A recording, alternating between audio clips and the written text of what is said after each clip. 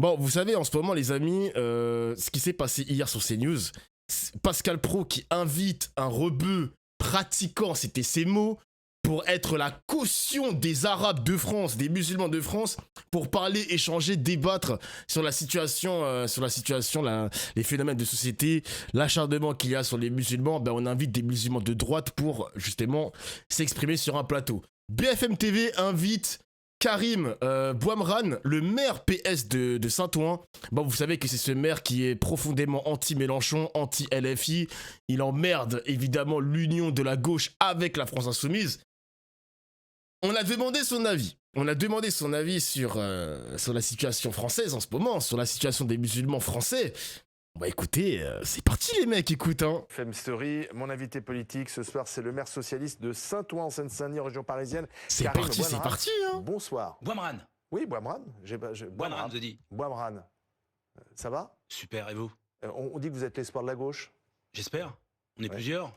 Et Oh. ici à Tel, on Ouais. regarde des enjeux et de ce qui est en train de se passer. Alors, justement, hier, vous étiez dans la rue, pas seul, avec Oui. d'autres élus de gauche, socialistes notamment, mais pas seulement, il y avait des écologistes, pour dire stop à ces actes anti-musulmans, et notamment après le drame dans cette mosquée. Il était à la jeune malien, manif, lui, ou ce pas fidèle qui a été poignardé à plusieurs reprises.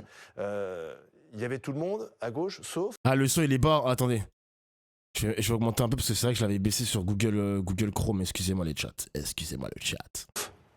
Sauf la LFI. Et pourquoi ils n'étaient pas les insoumis? Attends, c'est quoi la question, excusez-moi? Ce jeune malien, ce fidèle qui a été poignardé à plusieurs reprises. Il y avait tout le monde à gauche, sauf... Sauf la LFI. Et pourquoi ils n'étaient pas les insoumis? Plusieurs choses. Tout d'abord, merci de me donner la possibilité de m'exprimer. Et Ah, je vais effacer. j'ai une pensée vraiment pour la famille d'Aboubacar Cissé. J'ai eu la chance et l'honneur d'échanger avec sa famille et de lui exprimer au nom de la ville de Saint-Ouen toutes nos condoléances. Hier, c'était une journée particulière pour nous parce qu'il y a eu un avant et un après Aboubacar Cissé. Ça m'a fait penser, pour ceux de notre génération, ce qui s'est passé avec Malik Oussekine dans les années 80. On a toutes et tous été traumatisés par le meurtre de cet étudiant. La communauté musulmane en a marre. La communauté française musulmane en a marre. Ça ne peut plus durer. Marre de cette islamophobie qui se traduit par un racisme. Marre de cette discrimination. Marre de devoir toujours être associé à des barbus terroristes. Marre des non-dits. Marre du fait que cette islamophobie rampante, exacerbée, n'est pas du tout prise en considération par une bonne partie de la classe politique. Bon, pour l'instant, les mecs RAS, ça dit les termes. Je ne sais pas à quel moment ça va casser, mais pour l'instant, si RAS. Et marre aussi, et c'est l'objet de mon propos également, qu'une partie de la gauche instrumentalise justement cette colère, cette discrimination, à des fins de détricoter, de désagréger le ciment de la République. La LFI. LFI. Jean-Luc Mélenchon, les insoumis instrumentalisent cette cause. Hier, chère madame, cher monsieur, une journée particulière, comme dirait Ettore Escola. Ça y est. À midi, j'inaugure une des premières maisons en France en mémoire de l'illustre Ginette Kolinka, centenaire, juive, communiste, déportée. Elle était présente. Avec des jeunes, des très jeunes, on est dans la transmission. Lutte contre l'antisémitisme, le racisme, la haine. Et le soir, 400 personnes, quel que soit son genre, quelle que soit son orientation sexuelle, quelles que soient ses croyances, quel que soit le nombre d'années passées en France, toutes et tous, françaises et français, pour condamner l'islamophobie, pour condamner le racisme et pour condamner... D'accord, mais pourquoi vous dites que la France Insoumise récupère? Eux aussi, ils étaient dans la rue, ils étaient même avant vous, dimanche, ils étaient place de la République pour également dénoncer ce qui s'était passé dans cette mosquée. Je pourrais vous dire, vous récupérez politiquement en descendant dans la rue. Pourquoi, quand vous manifestez, c'est pas une récupération politique, quand ce sont les Insoumis, c'est de la récupération politique? Très bonne question. Parce que moi, quand je fais un rassemblement à Saint-Ouen, il y a la gauche, il y a la droite, et à la fin, on entonne la Marseillaise. Il y a la droite? Ah ouais, la droite qui défile avec toi, Karim, ça te pose pas de problème, genre. Cette même droite qui soutient Bruno Retailleau qui dit « Ah bah le voile, ça te pose pas de problème ». Bon, très bien. Il n'y a pas de PS sioniste. Il n'y a pas un sentiment de... C'est comme ça que Jérôme Guedj, le député socialiste... Et j'ai une pensée pour mon ami Jérôme Guedj. S'est fait insulter en allant place de la République avec les Insoumis. Et moi, il y a la communauté musulmane, le représentant de la communauté musulmane à mes côtés. Il y a le représentant de la communauté juive à mes côtés. Il y a le représentant de la communauté catholique à mes côtés. Voilà l'ambiance. Et c'est apaisé, c'est serein. D'accord, mais pardon, quand vous voyez donc Jean-Luc Mélenchon, je reviens à cette manifestation dimanche, place de la République, qui est en larmes parce qu'il vient de rencontrer une femme de confession musulmane qui lui fait part de son inquiétude et de sa crainte face à ces actes anti-musulmans. Il n'est pas sincère, il est dans la récupération. Je ne vais pas lui faire un procès en sincérité ou en insincérité. Pourtant, vous le faites quand même. En creux, vous l'avez fait. Une critique personnelle. Je suis en train de dire qu'il y a une partie de la LFI sur la question de l'islamophobie, sur la question du racisme, qu'une partie de la communauté musulmane subit depuis des années et des années, qui est réelle. Parce que pendant longtemps, une partie des Français musulmans, une partie des Françaises musulmanes, dès qu'ils évoquaient cette islamophobie et par voie de conséquence ce racisme, on leur faisait un procès en disant c'est de la victimisation, ça n'existe pas. Aujourd'hui, il y a eu une partie de la LFI qui s'est introduit dans on va dire, cet angle mort et qui a exploité cette colère pour fragmenter le ciment républicain. C'est pour ça que j'ai toujours dit ce concept. Pourquoi il parle d'exploitation? Genre, ça fait longtemps que la France Insoumise parle d'islamophobie d'État. Parle qu'il y a beaucoup de lois comme ça pour retirer le voile, pour dévêtir les madames, même dans le sport, etc. Moi, je comprends pas pourquoi il dit ça, genre. Je ne comprends pas. Il sous-entend encore une fois, et je l'ai déjà dit hier, les mecs, ça sous-entend encore et encore qu'il y a une sorte d'électoralisme, qu'on choisit tel ou tel parti de la France, les inciter à voter pour nous, etc. Il comprend pas que tous les partis politiques font ça, genre. Le but, c'est quand même d'être le plus rassembleur possible, mais même tous les partis politiques font ça.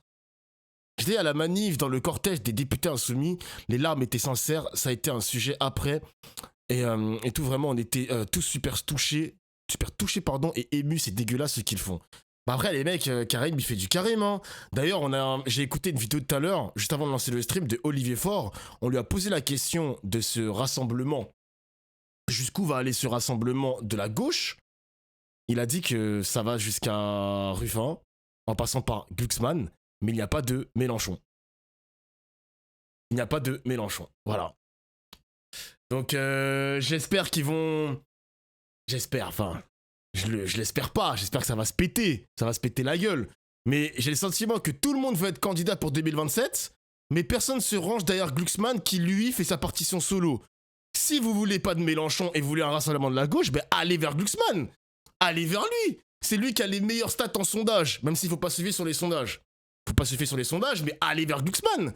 Ça sert à rien de perdre votre temps à vouloir faire une primaire. Vous l'avez déjà, votre candidat de gauche. Vous l'avez déjà, genre. Ah, je sais pas. Quelle perte de temps. Utiliser une partie des Français musulmans et en toile de fond Gaza, parce que c'est venu se rajouter. Et on a tout mélangé. Les gens des cités, des quartiers populaires, l'islam, Gaza, ça a créé cette espèce de fragmentation au sein du ciment républicain. C'est pour ça que je leur en veux. Et hier, lors de votre rassemblement, il n'y avait pas de drapeau palestinien, par exemple? Il y avait 400 personnes qui entonnaient la Marseillaise. Il n'y avait aucune prise de parole à part celle du maire et tout le monde a respecté, tout le monde a applaudi et tout le monde était ému. Il n'y avait pas de drapeau d'Israël, il n'y avait pas de drapeau de la Palestine. C'est comme ça qu'il faut il n'y avait répondre qu'un seul drapeau, c'était bleu, blanc, rouge et évidemment le drapeau européen. C'est ça, et c'est ça le ciment républicain. Pourquoi, monsieur, et pardonnez-moi, madame, je vous ai interrompu. Mais parce que tu n'as pas le drapeau, mais ouais, moi je comprends pas l'argument. Parce que tu n'as pas de drapeau français dans une manifestation, ça te rend moins républicain. Genre, c'est quoi le délire? T'es beaucoup plus républicain s'il y a quelques personnes qui ont le drapeau bleu, blanc, rouge. Mais ça veut rien dire, ça. Ça veut rien dire, tu restes quand même français, tu as la carte d'identité française. Tu te sens français quand même, concerné par ce qui se passe dans ton pays. Enfin, c'est bizarre. Puis toutes mes excuses, parce que c'est un travail de fond. Le comportement républicain, ça se décrète pas, ça se vit. L'égalité, ça se décrète pas, ça se vit. Mais justement, quand les républicains vous disent que l'emploi du mot islamophobie est justement polémique. Je trouve dommage que ça cherche à diviser, même dans les courants de même bord, ça va pas dans le bon sens. Les gars, cet argument-là... Attends, je vais reprendre le même tweet que j'ai envoyé à mon pote. Parce que mon pote, il a mis le même message que toi ce matin. Voilà, je vais reprendre mon message. Tac, tac, tac. Les gars, vous voulez pas comprendre un truc? C'est impossible de s'unir. Quand je vous ai parlé du bipartisme qui n'existe pas en France, la droite contre la gauche un peu à l'image des États-Unis, ça ne peut pas exister, les mecs, le fait de s'unir, c'est pas possible. Il y a plein de nuances à gauche et je l'ai dit hier. Pareil pour la droite. La droite, ça fait des années Ça fait des années que la droite essaie de s'unir. On a vu Éric Zemmour pendant les législatives, Éric Zemmour ou Marion Maréchal qui demandent l'union de la droite, l'union des droites, l'union, ils n'y arrivent jamais. Mais à gauche, c'est pareil les mecs. Il y a beaucoup de personnes qui sont nuancées, c'est tout, c'est comme ça. Il y a des pro-nucléaires, des anti-nucléaires. Je refais les mêmes phrases qu'hier, mais pro-immigration, anti-immigration, et ceci et cela. Genre, ça n'existe pas. Il y a 50 nuances de gauche, exactement. On ne pourra jamais se mettre d'accord sur un même programme. Ce n'est pas possible. Et à droite, c'est pareil, genre. Ce n'est pas possible. Et contester. Notamment Manuel Valls. Voilà, des républicains, voilà, des grands républicains qui vous disent il ne faut pas employer ce concept-là, il faut en employer un autre. Il faut dire haine anti-musulman. Oui, absolument. Donc il y a une haine anti-musulman. Une haine anti-musulman. La question, c'est que le choix que vous faites d'employer ce mot sémantique est quelque chose d'important ou pas? Parce que c'est une discussion sémantique. Hein. Et voilà, encore une fois, les journalistes, perte de temps sur la sémantique. Exactement comme je l'avais prédit hier. Ils vont rester bloqués sur le mot. Est-ce qu'il faut utiliser islamophobie ou est-ce qu'il faut utiliser anti-musulman? C'est quoi le bon terme? Ah, ça recommence les mecs, on souffle. Mais bien sûr qu'on souffle. Est-ce que vous le savez? C'est-à-dire que vous le faites en conscience quand vous employez ce mot-là, et peut-être vous avez parfaitement le droit et peut-être totalement raison de le faire, mais la question c'est que ça veut dire que vous ne voulez pas laisser ce concept à la France insoumise, par exemple. Moi, je suis dans le réel. Il y a une partie des Françaises et des Français qui, parce qu'il y a une partie de la France qui a peur du fait que ces personnes soient musulmanes, ont de facto un comportement raciste. On ne peut pas être raciste contre les musulmans. Le concept de race, c'est pas du tout spirituel, c'est pas confessionnel. Oui, mais quand on regarde les chiffres, aujourd'hui, les actes antisémites ont explosé depuis le 7 octobre. Il y a des actes J'étais le premier à les condamner. Il y a des actes anti-musulmans, mais beaucoup moins.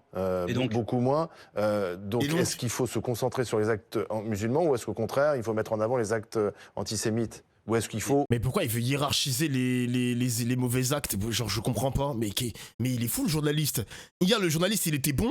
Et là, aujourd'hui, il nous fait chier. Genre, qu'est-ce qui se passe? C'est quoi le délire, là? Condamner les deux. Mais pourquoi il veut... Regardez la journée d'hier à Saint-Ouen. À midi, j'inaugure la maison de quartier Ginette Kolinka. Ok, vous voulez réconcilier, vous ne voulez pas choisir... Mais vous ne répondez pas à ma question. Mais je réponds à votre question, mais quelle est la priorité? Mais je ne suis pas dans un benchmark en politique, il y a des priorités. De toutes celles et ceux qui subissent le racisme. Mais c'est un malade, le journaliste. Il veut faire... Après, moi, j'aime pas forcément Karim, mais il dit, c'est quoi la priorité? Il sous-entend, il veut que la réponse de Karim soit de choisir entre la priorité entre les actes anti-musulmans ou les actes antisémites. Genre, il veut sa réponse. Mais il est bizarre, ce mec. Il veut qu'il dise... notre priorité, c'est les actes antisémites, je pense. Les actes anti-musulmans, bon, on peut les mettre de côté, c'est pas si important. Qu'est-ce qu'il y a dans le fronton républicain, cher monsieur, chère madame? Liberté, égalité, fraternité, une démocratie unie, indivisible, la laïcité. Mon combat pour les valeurs universelles de la République, elle n'est pas à géométrie variable. Je me dis, tiens, on va faire un classement. Numéro 1, l'islam. Numéro 2, les juifs. Numéro 3, les chrétiens. Numéro 4, les LGBT. Oui, mais la France est en train de devenir cela, excusez-moi. Exactement. On est aujourd'hui, alors que justement on le refusait, à qui la faute? En train de créer un pays où chaque communauté s'affronte, se renvoie ses craintes, ses combats, etc. Absolument. C'est quand même d'ailleurs assez problématique parce que c'est tout ce qu'on voulait éviter en France. Absolument. Donc c'est un échec. C'est un échec. C'est un échec de qui? C'est un échec d'une bonne partie de la classe politique. La droite extrême et l'extrême droite ont voulu instrumentaliser une partie des communautés françaises, à savoir les croyants, les non-croyants, les musulmans, les juifs, les unes contre les autres. Et on le voit actuellement. Le RN... Voilà, merci. Au moins, il dit quelque chose de factuel. Merci de dire que c'est la faute de l'extrême droite. Merci, monsieur Karim. Votre cerveau n'est pas complètement fini à la pisse. Parfait, ça. Joue sur la peur des juifs pour essayer de récupérer l'électorat des juifs. La LFI joue sur ce sentiment d'islamophobie et l'inaction. Récupérer le vote musulman. Le vote musulman, comme s'il y avait un vote homogène des musulmans. Et vous, c'est-à-dire vous, les partis traditionnels, le Parti Socialiste, les LR, le Bloc Central, vous avez fait quoi pendant ce temps-là? Parce que peut-être vous avez laissé aussi le terrain aux autres. Mais vous avez complètement raison. On a laissé le terrain aux autres. Il y a eu pendant longtemps... Si aujourd'hui les Juifs se sentent plus en sécurité avec Marine Le Pen qu'avec ceux qui gouvernent en ce moment, c'est pas la faute de Marine Le Pen, c'est peut-être ceux qui gouvernent en ce moment qui ne les ont pas rassurés. Mais comme comme aujourd'hui une partie des musulmanes et des musulmans se sentent pas en sécurité et donc trouvent une valeur refuge au sein du groupe porté par Jean-Luc Mélenchon, pour non pas trouver le ciment républicain, mais pour fragmenter. Vous avez complètement raison. Et je vais même vous faire une confidence, si on veut parler de confidence. Bon, les mecs dans le chat là qui s'embrouillent, vous allez prendre un Théo de 1 heure, vous allez discuter en DM privé, parce que c'est pas le chat de vos darons ici, les mecs, vous êtes fous quoi. C'est pas le chat de vos darons là, c'est quoi ça? Oh, on est où là? Monsieur Ezel? C'est des ouf. Gauche aujourd'hui, ce n'est pas un quitus. C'est un débat, mais allez en DM, c'est moi qui décide. De la réalité des souffrances d'une partie de la communauté juive de France et musulmane de France. Depuis quand, en France, lorsqu'on est issu des classes populaires, on avait des problèmes entre les juifs et les musulmanes et les musulmans? Jamais de la vie. Non, on connaissait même pas la religion. Moi, je suis d'une génération où dans la cour de récréation, on ne connaissait pas la religion des petits camarades. Exactement. Ça ne nous intéressait pas et c'était pas mis en avant. Qu'est-ce qui s'est passé? Pourquoi aujourd'hui on est tous dans des réflexes identitaires? Parce qu'il y a une partie de la classe politique qui a été bloquée au XXe siècle. Je vais vous donner un exemple. Mes enfants métissés, j'en ai 3, 2 qui sont musulmans et une qui est complètement non-croyante, ou qui croit, mais bon, elle est encore jeune. 3e génération, français, CSP+. Aujourd'hui, ils en ont marre de sentir qu'une catégorie des Français musulmans se sentent stigmatisés. Pareil, mes amis juifs, 3e génération. Mais moi, ce qui me filme, c'est qu'il pose le constat. Mais le journaliste, il a raison quand il a dit que le PS a laissé le terrain aux autres et que Macron, il a échoué. Le constat de Truchot, il est correct. Karim, il est en train de faire un constat, mais ça fait un moment que le mec, il est au PS et il n'y a rien. Il n'y a pas de stratégie globale, il n'y a pas un combat à mener au PS. Le parti, il est là, genre tranquille. Il laisse le terrain au RN, il laisse le terrain aussi à LFI, donc c'est normal que ces partis-là grossissent. Et pour l'instant, le PS, à part faire des constats et commenter ce qui se passe, il n'y a pas grand-chose en fait. Il n'y a pas grand-chose. Leurs enfants, j'étais à leur bar mitzvah, ils ont peur. Ils ont peur. Il n'y a rien. Ils ont peur. Pourquoi? Qui se passe. Parce que vous mettez le doigt sur le problème. La gauche, qui était supposée les rassembler, être le ciment, le lien, a fait complètement abstraction d'une partie de ses souffrances. Par pudibonderie. Mais vos enfants eux-mêmes, puisque vous parlez de la religion, vos enfants, ils ont été victimes d'actes anti-musulmans? Mes enfants, non. Mais leurs amis ou même mes amis. Et vous-même? Moi-même, non. Depuis que vous êtes médiatisé, est-ce que vous recevez aussi des insultes? Moi-même, non. En revanche, je subis, comme une partie de mes collègues et de mes amis, et comme mes amis IES subissent le poids du patriarcat, nous subissons une partie du conséquence du colonialisme. C'est-à-dire qu'on est tout le temps en train de se justifier pour éviter cet essentialisme. Et là, que ce soit la gauche ou la droite, on est toujours assigné à une espèce de résidence intellectuelle. Je voudrais vous faire politique. écouter justement Emmanuel Macron sur ce sujet.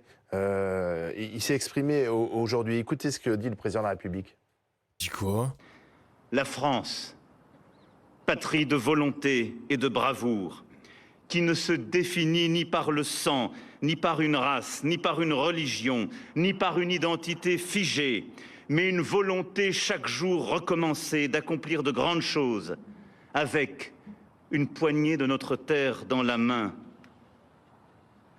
un rêve d'universel, un idéal. Voilà, la France ne se définit pas par une religion, une race ou une identité. Vous êtes d'accord avec ça? Totalement. La République, elle est unie et indivisible. C'est les principes républicains. Mais ce sont des mots aujourd'hui. Or, on le voit sur le terrain. Dans les actes, c'est pas la même chose. Mais relisons Rousseau. Donc, c'est bien d'être. On va relire Rousseau. Non, mais je veux dire, nous sommes tous égaux et l'égalité, c'est un principe fondamental. Mais certains, malheureusement, sont partis avec un grand retard. Et si on fait abstraction de ceci, il y a un mot qui était intéressant. Du moins, il y a une phraséologie ou une rhétorique qui était importante dans l'intervention du président de la République. C'est l'aspect. La France est un pays qui s'inscrit dans une dynamique. Donc aujourd'hui, il faut comprendre que nos enfants rentreront dans le 22e siècle. Et 10% de la population a un lien direct ou indirect avec l'islam. Et l'islam n'est pas du tout en opposition avec nos principes républicains. L'islam est compatible avec la République. Mais comme toutes les religions sont compatibles avec la République, et si jamais il y a une croyance, quelle que soit. Certaines, on les a réformées, notamment les juifs. Il y a eu, je vais pas faire un peu d'histoire, mais enfin, bon, à un moment donné, on a décidé que toutes ces religions, on a séparé aussi la religion catholique de l'État. Bien sûr, mais ça c'est 1905. Mais heureusement. Est-ce que aussi l'islam toutes les églises même sont séparées d'État. Séparation des églises et d'État. Est-ce que l'islam doit aussi faire un effort? Un aggiornamento. Oui. Mais comment ça, un effort? Genre, ça veut dire quoi? C'est-à-dire qu'il veut un patch? Il veut une mise à jour de l'islam? Il veut un islam 3.2? Genre, je comprends pas ce qu'il veut dire le journaliste là. On n'est pas en Iran.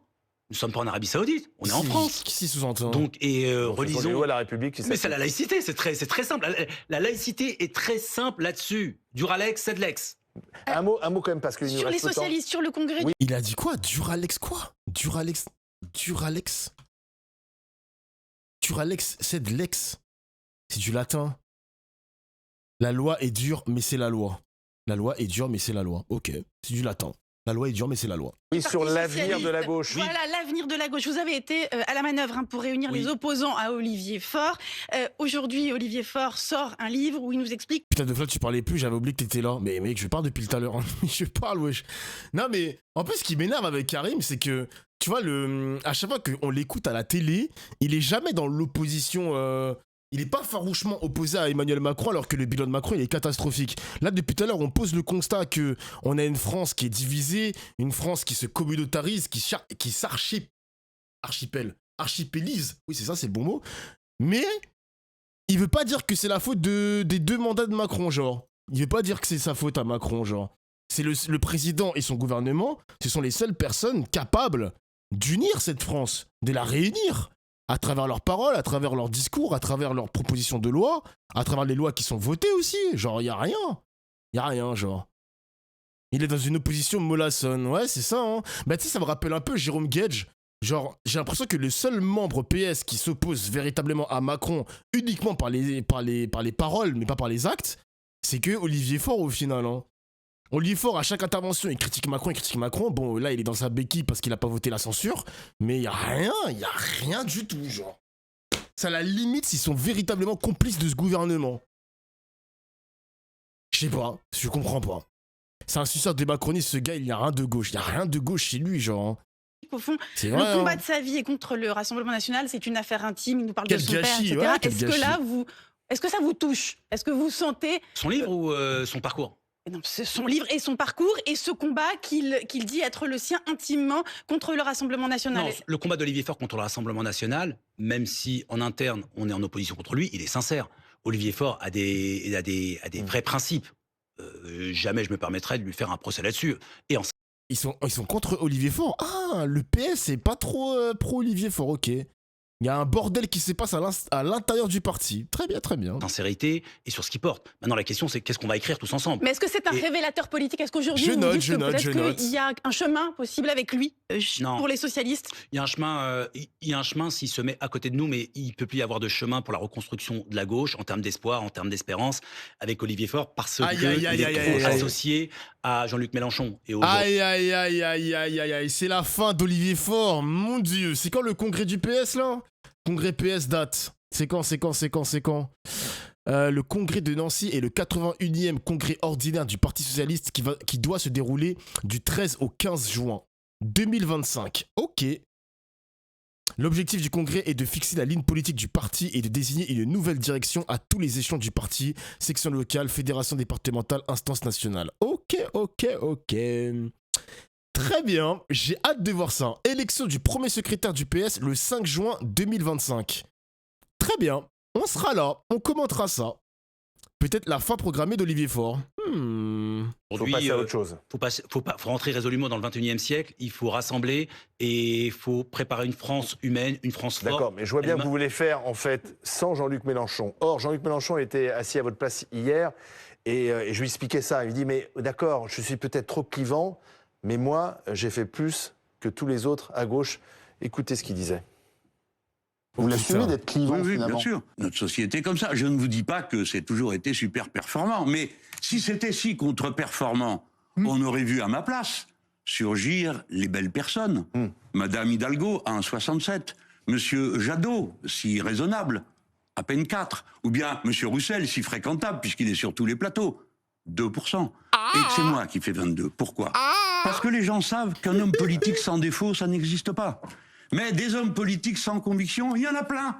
Donc ils préfèrent celui qui a des défauts et des convictions que ceux qui n'ont pas de défauts et aucune conviction. Là, il marque un point. Il marque un point dans le sens où il a raison. Ah oui. Il parle des chiffres. Et il a fait 22. Oui. On porte souvent les chiffres. Ça fait sa 3e élection, il a jamais passé le premier tour. Oui. Donc là, au bout d'un moment, je veux bien, mais il est capé à 22. Il est limité à 22. Non mais il est limité à 22, mais toi, est-ce que t'as les épaules pour faire mieux que 22 déjà pour commencer? Parce que ok, il s'est arrêté au premier tour, mais toi Karim, tu peux faire mieux ou pas, mon gars? À 22, on peut se qualifier au second tour avec 22. Hein, mais sauf qu'à 22, il s'est pas qualifié. Donc ça Jacques Chirac, il avait fait 17. Hein. Oui, non mais d'accord, mais là ça fait 3 élections et à chaque fois il bloque au premier tour. Et il sera candidat là, Donc, ça fait pas de doute. Il sera candidat. Donc il faut un autre candidat de gauche, avec quoi, une primaire qui irait des écologistes aux communistes pour trouver un candidat à côté de Jean-Luc Mélenchon? Franchement, sur la méthodo, comme diraient les techniciens, avoir une primaire ou pas une primaire, mais en tout cas ce qui est sûr, c'est qu'il faut une candidature alternative à celle de Jean-Luc Mélenchon. D'accord, donc il y aura 2 candidats de gauche. Minimum. Et s'il y a 2 candidats de gauche, il y a peu de chances que l'un des 2 candidats soit qualifié pour le 2e tour. Hein. Ça dépend. En vrai, ce qui serait bien, les mecs, s'il y a une véritable primaire à gauche, ce qui serait bien, c'est que si on a que 2 candidats à gauche, j'ai envie de te dire chiche. Chiche pour essayer de le battre et de se qualifier au second tour. Chiche. Parce que à la présidentielle, la dernière présidentielle, t'avais des Hidalgo, t'avais des Jadot, t'avais plein de petites candidatures de gauche comme ça. Mais s'il y en a que 2, genre candidature LFI et l'Union de la gauche sans Mélenchon, ça fait que 2 personnes, genre juste 2. Mais s'il y en a plus de 2, on sera encore dans le même problème que les dernières présidentielles, les mecs. Hein. Oui, mais le PCF et les écologistes vont faire quoi? Bah, Nata, de ce que j'ai compris, dans la bouche de Marine Tondelier, elle n'est pas contre l'idée d'une seule candidature à gauche, sans Mélenchon, donc toujours avec 2 au total. Donc si les écologistes se tournent derrière, je cite, Glucksmann, et que le PCF va derrière Glucksmann, ça nous fait encore moins de candidatures multiples à gauche. Chiche! Parce qu'on est... À la dernière présidentielle, on était divisé en 5. Là, si on est divisé juste en 2, ça va, non? Pitié, pas plus de 2. Mais frérot, les gars, je vous jure, à un moment donné, il faut accepter la réalité, les mecs. Il n'y aura pas une seule candidature à gauche. Il n'y en aura pas, les mecs. Acceptez-le, le chat. Acceptez-le, ma communauté. Vous savez que je vous aime, mais il faut accepter ce constat. Il n'y aura pas une seule candidature. Il n'y en aura pas, les mecs. À voir ce que fait Lutte ouvrière, Nathalie Arthaud, les consignes de Philippe Poutou en mode allez tous vers Mélenchon. Moi, j'ai vraiment le sentiment qu'on aura au maximum 2 candidatures à gauche. Je pense qu'on sera 2. Voilà. Glucksmann, il gagne jamais une primaire, par contre. Je sais pas, Glucksmann, il sera en face de qui? Parce que s'il y a vraiment... Moi, j'ai le sentiment, je vous dis la vérité, les mecs, hein, parce que Glucksmann, c'est pas un membre du Parti Socialiste, c'est un membre de Place Publique. C'est son parti à lui. Ce qu'il faut comprendre, c'est que Glucksmann ne va pas se lancer dans l'exercice des primaires. Il est lancé dans sa présidentielle, il va faire sa partition solo, il ne va pas du tout aller derrière une primaire, s'éliminer, ensuite se mettre en retrait, etc. Non, je pense sincèrement qu'il veut vraiment être l'homme principal, le personnage principal de la présidentielle à gauche. Trop ambitieux, ça me gave. Ouais, mais c'est... Après, les gens ambitieux, les mecs, t'en as plein en politique, hein. T'en as plein, hein. Mais de là, une seule candidature pour rivaliser à droite, ils ne sont pas autant divisés. Les gars... Non, franchement, les gars, je vous trouve pas bon, là. Hein. Enfin, pas tout le monde dans le chat, mais vous êtes très nus dans l'exercice du constat politique français. Hein. À droite, t'as des Retailleau, t'as des Bardella, t'as des Nicolas Dupont-Aignan, t'as des Éric Zemmour, t'as potentiellement Marion Maréchal Le Pen, t'as aussi le bloc central de droite avec des Gabriel Attal, des Édouard Philippe, peut-être un autre macroniste qui pourrait surgir. Mon gars, t'as des Laurent Wauquiez, t'as peut-être Darmanin. Les gars, votre constat, il est pas bon là, monsieur. À droite, ils sont pas du tout unis. Au contraire. Il y a beaucoup de nuances à droite aussi, les amis. Il y a trop de candidats à droite, justement. Et c'est peut-être tant mieux pour nous, tu vois. Ils sont très divisés à droite, les mecs. Asselineau aussi, excusez-moi, j'ai pas cité Asselineau, monsieur Bruno. Excusez-moi, monsieur Bruno. Ah là là là là là. Les mecs. Ça dépend. Ça dépend, ça dépasse, comme dirait la référence cinématographique. Jean-Luc Mélenchon, il dit qu'il n'y a pas eu Fabien Roussel, c'était les 400 000 voix qui m'auraient permis d'accéder au deuxième mais ça tour. aussi, si. En attendant, ce qui est important, c'est qu'aujourd'hui, il y a un électorat qui est totalement orphelin et qui se dit je veux une France où je me sens protégé, et je veux de l'espoir. Et vous, Boimran, ça vous 2027. intéresse, vous? Oui, Boimran 2027. Boimran Toujours, 2027. parce qu'on sait que vous brûlez un peu quand même. Est-ce que vous brûlez? Parce que Anna sait, moi je ne sais pas. Non, mais si, on l'a vu depuis son émergence sur la scène médiatique. Non, mais est-ce que vous pourriez, justement, parce qu'on voit bien qu'il y a besoin de renouvellement, de nouveaux visages. Brûler d'envie de servir le pays. Oui, voilà, c'est de cette brûlure dont nous parlons. Vous pourriez y aller. Le sujet, honnêtement, celui qui et sans faire de la fausse modestie, vous connaissez mon franc-parler.